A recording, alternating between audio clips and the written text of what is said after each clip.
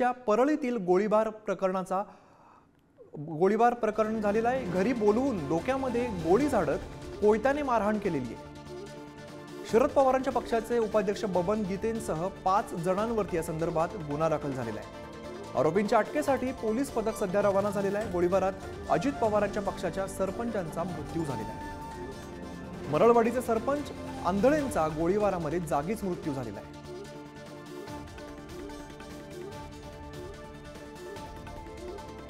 बीडच्या परळीतील गोळीबार प्रकरणाचा उलगडा बघायला मिळतोय। उदय नागरगोजे आमचे प्रतिनिधी अधिकची माहिती देतात। उदय, घरी बोलवून डोक्यामध्ये गोळी झाडत कोयत्याने मारहाण करण्यात आलेली आहे। नक्कीच आपण जर ही घटना बघितली तर कालच्या घटनेनंतर बीडसह परळी हादरून गेली होती।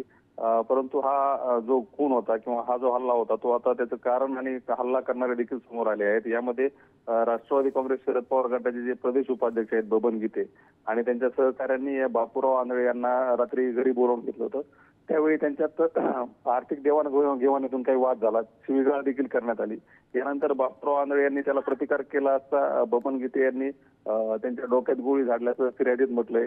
तसेच इतर जे त्यांचे सहकारी होते त्यांनी देखील कोयत्याने मारहाण केली। तसेच दुसऱ्या एका आरोपींनी हे जे आहेत ज्ञानबा गीते यांना देखील गोळी झाली। ती गोळी त्यांच्या छातीला लागून गेली, त्याच्यामुळे ते जखमी आहेत। त्यांच्यावर अंबाजोगाईच्या स्वामी रामानंद तीर्थ रुग्णालयात सध्या उपचार सुरू आहेत। यानंतर घटनेचं गांभीर्य ओळखून रात्री उशिरा पोलीस अधीक्षक नंदकुमार ठाकूर यांनी देखील या ठिकाणी भेट दिली असून ते आता परळीतच तळ ठोकून आहेत। आता आरोपींच्या शोधासाठी पथकं देखील रवाना केले असून आता आरोपींना कधी अटक होते हे पाहणं महत्त्वाचं आहे। निश्चित उदय, धक्कादायक प्रकार म्हणावा लागेल। धन्यवाद या सगळ्या माहितीसाठी।